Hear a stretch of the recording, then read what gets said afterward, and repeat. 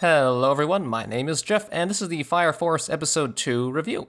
With me, as always, is Coby. Welcome to the show, Coby. Thanks for having me. I'm hunka burning love. It's hot. Oh, I did a song reference the first week. Dang it, should have done movies instead. Never mind. We'll save that for next week. Movie references next week. So nothing this week? No, just more burning stuff. Music. Hot. I feel hot. I feel warm. You know. You're just describing levels of heat now? Yeah, that's the second week. Describing levels of heat. There's warm. There's tepid. There's lukewarm? Scalding. Lukewarm something. And that's all possible options right there that we presented. Yes, in the English language, those are all the possible ways you can describe heat, I think. So literally nothing else. Yeah, good job on that. So what did you think of the new character, Arthur Boyle? I was surprised that this is the direction that this show was going to go. To be honest, because I didn't really notice how prominent Arthur was in the opening and the end credits. Really, the first time, but then actually watching them again, it's like, oh, Arthur is a main character. Suddenly there. And going into this episode, it's just like the title of it. Is it something like the description of this episode is about the rookie games, the rookie games begin. It's like, oh, okay, so we're gonna go back to a fun type of rookie thing. Nope, we get the secondary protagonist, and I will say he's a secondary protagonist I didn't really know we needed until I saw him. I thought he complements Shinra really well with his personality and how they bicker and they fight, and I think he'll add a cool dynamic to the team. You? Yeah, I think Arthur Boyle is a little shit. Yeah, he is a shit. He's a little shit, and also, you're right. He's perfect for Shinra, because they're both little shits in their own ways. Although Shinra, I guess he kind of just looks that way, because he's always smiling all the time in very inappropriate circumstances. But deep down, he's kind of a nice guy. Then again, he calls the fire department a dump at one point. So yeah, they're both little shits. They're perfect for each other. I like his power, his plasma sword thing. Yeah. But yeah, he's a cocky little bastard. He's like, yeah, knight sounds cool, cooler than hero. I'm gonna add king to it. Yeah, but that's the best sort of character, right? That's the one because he's a cocky little shit now, and he thinks he's a knight. But then I'm sure throughout the course of this series, he's gonna learn what a true knight he needs to be. And I think that's an interesting start for his character. Yeah. So this is the rivalry of the team, and usually in an anime rivalry, they're both kind of. Aren't they both kind of in a rivalry, kind of aiming for the same thing? I'm gonna be the best of this thing. No, I'm gonna be the best of this thing. Yeah. Whereas these two are mostly just they just kind of have a friendly rivalry, I guess. What's their aim? I guess Shinra's aim is to be a hero, and then I guess Arthur Boyle. It seems like he's already accomplished. He sounds like he's already accomplished what he's set out to do, which is to be a knight. And that's easy, because he just calls himself a knight. He's like, oh, I want to be a knight. Okay, I'm a knight now. And then he's like, great, now I'm mission accomplished, yay! Why doesn't Shinra just do that? Just call himself a hero? Because he needs to earn it. He needs to find his mother's killer. And his brother's killer, who is also there. And I guess Arthur Boyle, his character arc is done. I like how you keep just using his full name, because it is a stupid name for an anime. We have Shinra and Arthur Boyle. It's just not a pleasant name to say. I mean, he's obviously the foreign exchange student, right? Because he's got that blonde hair, blue-eyed look, and he has a very American-sounding name. But they never say it's that foreign exchange student who's, usually the foreign exchange student is the foreign exchange student because they're so good. But they never say that. But I'm assuming he is. What do you think? Maybe just because if he's so obsessed with a knight and a round table and all that stuff, maybe he's English. With a medieval fantasy, maybe he has a connection there. Or is he the English version of the weeb, where he's all about English culture and stuff, wants to go there, gives himself an English name, but his real name is Tanaka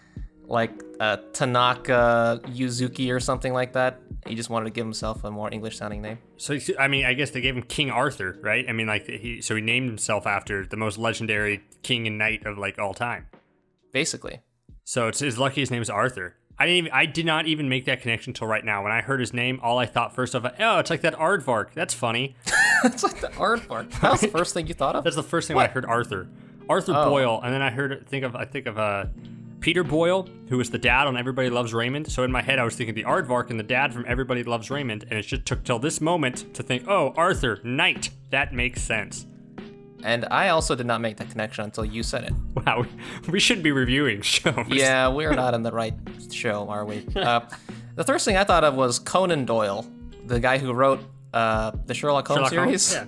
Okay, cool. So we're all on the same page. Yeah. I also like how they share bunk beds. I feel like every anime rivalry now should have the characters sharing bunk beds.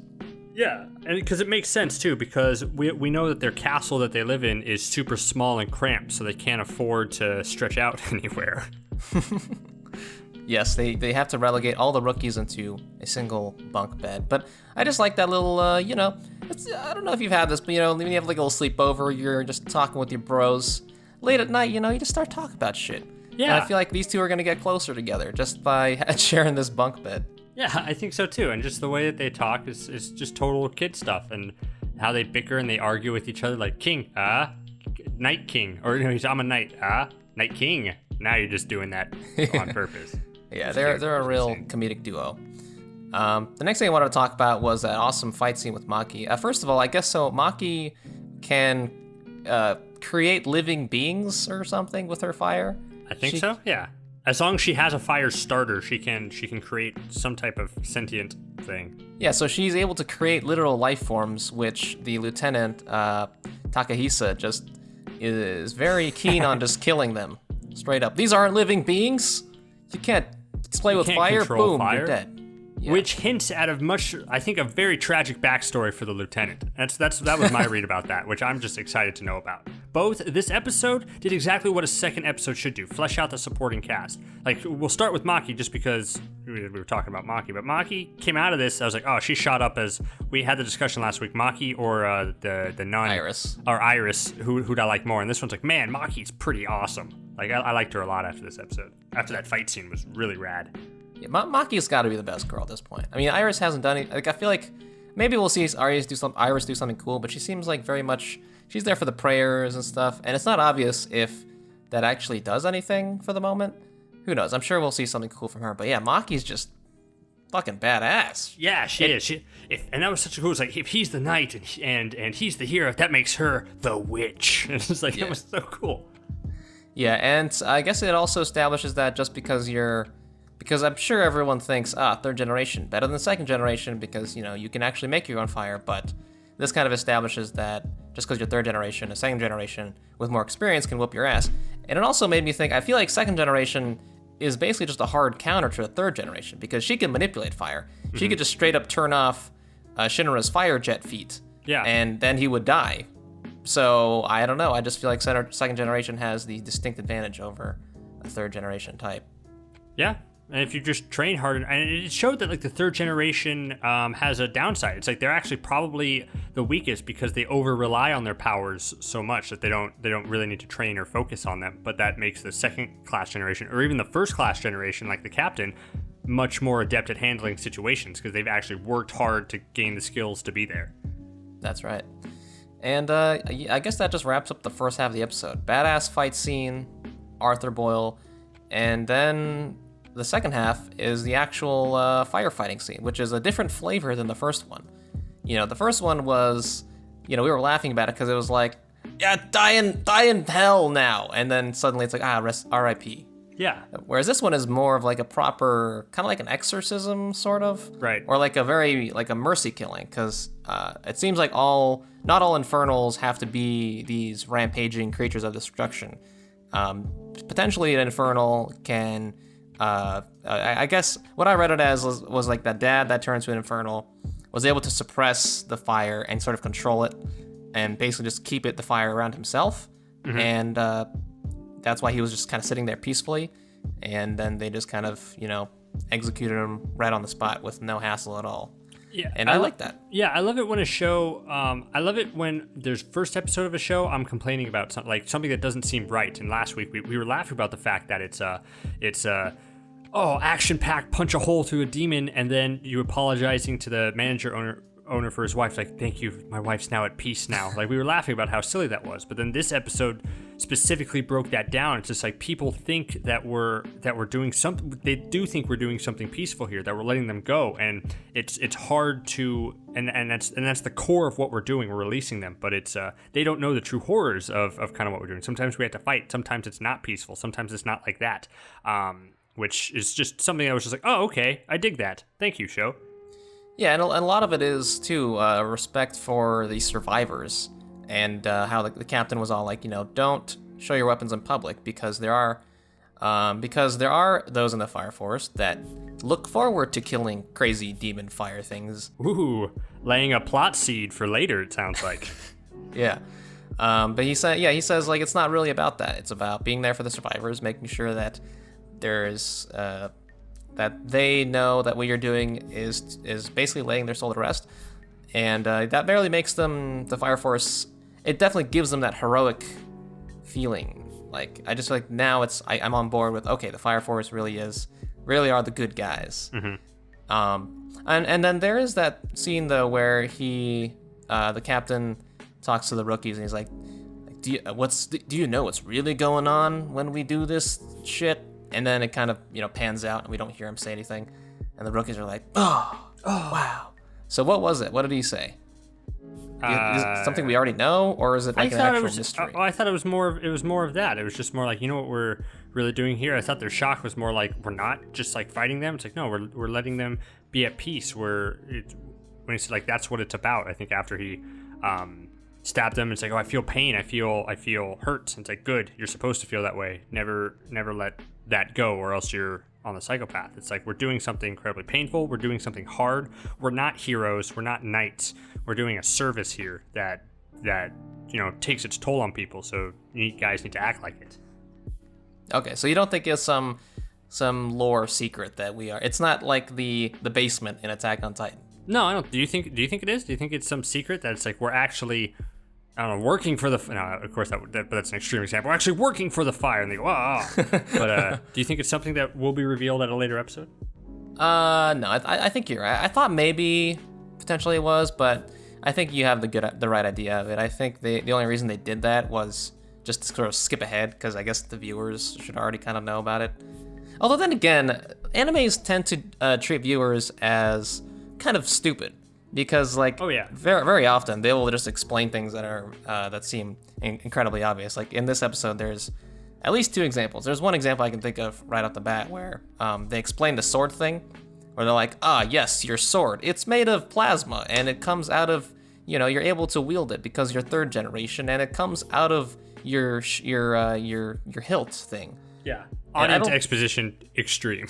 Yeah. So with that in mind, I'm still open to the idea that this is potentially a secret, because I don't know if the kind of anime that expositions everything to make sure the viewer is on the same page as everyone else. I don't know if they would skip over something like that, because they haven't explicitly said yet. This is all about laying the souls to rest. Sure. Okay. It's only been implied, so I feel like maybe there might be more to it. So maybe so this is your crazy prediction. So for it's like maybe near the end of the season where, Shinra is at a down point, he needs to overcome, he's going to flash back to this moment, and we're going to hear what it's really about, and then it's going to click for him, and then he's going to rocket. Maybe. Literally rocket, like as in rocket forward with his fire feet.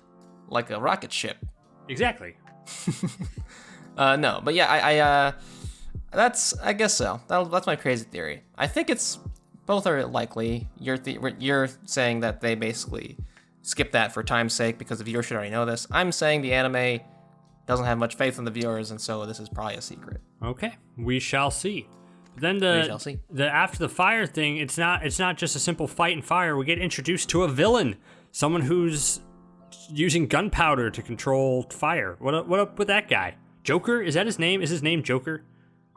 What? When was Joker ever mentioned? When he used the gunpowder and it like flashed in like next to him, like the flames, I thought it spelled out Joker. Oh, maybe. I mean, I'm looking at the characters and voice actors page on my anime list, and yes, there is a character called Joker that looks just like that character. If I had to guess, if I had to use my deductive skills there, I think that's the same guy. It could very well be. We'll just have to see, Kobe. But yeah, he he sprinkles some spicy stuff in the air and is able to manipulate fire that way, it seems like. So he could be a second generation dude because that's probably his fire starter, like just some gunpowder. Yeah, and then he's older too, so I think he would have to be second generation. And yeah, I guess he's the villain. And he says something along the lines of like, there's something funky going on with the fire force. And then doesn't he like have a reference to a joke or something? He says, this is all just a joke for now. Like he's kind of announcing his presence in the show and in the lives of this fire force. And like none of the fire force people, did they ever comment on that in the episode? They disagree. I was about to say, it's like, I do like the fact that they seem to know automatically that someone was manipulating fire. It wasn't just like wow, that was a weird thing that happened, that the house suddenly caught on fire. Let's put a pin in this till after the rookie games. But it was more like, no, something did that. Someone did that. Now we're on the hunt. Is that what they said? I mean, the captain did say something along the lines of like, why would a fire who has no... or why would an infernal who has no sense of self, why would they be able to do this thing where the fire kind of makes that face at them? Yeah, so that's why I thought they said something about like they knew someone was doing something, but I guess we'll see. I don't remember, and I just saw this episode. You're probably more accurate than I, because I saw it yesterday. But yeah, I guess so. They do introduce the whole rookie. It seems like it's gonna be a tournament arc. Which is rookies fighting against each other? Yeah, it seems like an odd thing to do just for this show, because I didn't think this show needed a tournament arc of some sort. Yeah, but it is, actually, I was going to say, is it a shonen anime? It probably is. I don't know. Sure. But, you gotta have your tournament arcs. You gotta have a tournament arc at some point, but not in like it seems like your third episode. But there's another character in the opening credits too that I noticed, that another member of the team, it looks like it's going to come in. It's that girl with like cat ears. Or something. That's right. Not like cat ears, literally, but like I guess she makes like flame cat ears or something, or telekinetic cat ears or something. Yeah. So I thought she was going to be like the engineer that they talked about in this episode, but maybe not. Yeah, maybe she's another rookie. We'll see her in the third episode, I'm sure. It seems like, one new character every episode, or two, if you count the villain guy. And I'm hoping, and not hoping at the same time, that it's the same exact thing. That it's going to open with the new character standing at the door. It's like, oh, this place is going to be my home, and then they do like, it's basically the same setup, because the setup's mostly the same. Where the rookie comes, they fight a demon, and then that's it. like right. Immediately, no training, no anything. Okay, so here's my theory. Rookie character, she's the girl. She's the one that Shinra and Arthur are going to fight over. Ooh, she's the one? I guess Maki's older, so they can't fight over Maki. Even though I like Maki. I like Maki too. Maybe she's a candidate. I don't know. I would say just because Iris is is like the whole point of the end credits is her, that I think Iris is going to be the love interest. Oh, definitely. I do think Iris is going to be with Shinra, probably by the end of it for sure. I don't know about in the beginning, but Shinra saved Iris's life, and then in this episode, Iris called Shinra cool. Yeah. So yeah, I think it's nice. highly possible. We'll just have to see, Kobe. We'll just have to keep watching and keep talking about it. Yeah. What else did you like about this episode? I liked how there was not as much fire from Shinra. I think a little bit of a break from the fire is good every once in a while. I did say I was in it just for the firefights and the cool fire animation, but this episode has shown me that the show is capable of more than that. And I saw the moment with Arthur executing the Infernal as very solemn and kind of an emotional moment. And I think if this show is capable of that, then I'm open to a lot more than just firefights. So that's what I would say is my favorite part of the episode. What about you? Yeah, I like the fight, but also, again, kind of like what I mentioned last week, it's like the editing and like the composition of some of these shots I thought was gorgeous. I screenshotted one of them. It's like, it's right when they get the call for to go out to fight the fire. It's like that wide shot of like the room that they're standing in, and it's like evenly balanced in color. It's like orange on through the glass panels, like orange on one side, orange on the other, and it gets slightly more blue toward the center. Like that just looked gorgeous to me. Like I rewound it just to see that. And then the moment when he stabs the sword through the guy is just another wonderful animated moment, which is good because I actually think this episode was a step down in animation from the first episode, which makes sense because your first episodes where you put all your special skills to like hook people, but like some of the character designs when they were just standing on the rooftop seemed a little less defined to me than they did in the first episode. But I'm glad that they pumped it into a few moments where it just really stood out to me. So I'm liking this show. Yeah, the show is pretty, in a word. Is there anything else you wanted to say about the show? This episode. It hooked me. It's doing what it should do. It hooked me enough to be like, I want to see the next episode. All right. Well, with that in mind, would you like to sign us off? Sure. You've been listening to this on Nerd Blaze. Like, comment, subscribe, all that cool stuff. We named our channel Nerd Blaze specifically because we knew in the future we would be reviewing a firefighting anime, and now here we are. Go ahead and take that. Yeah, take that. Society? I don't know who we're saying take that to. But yeah, thank you all for listening. And we'll be back next week with another exciting review of Fire Force. Thanks, guys. See ya.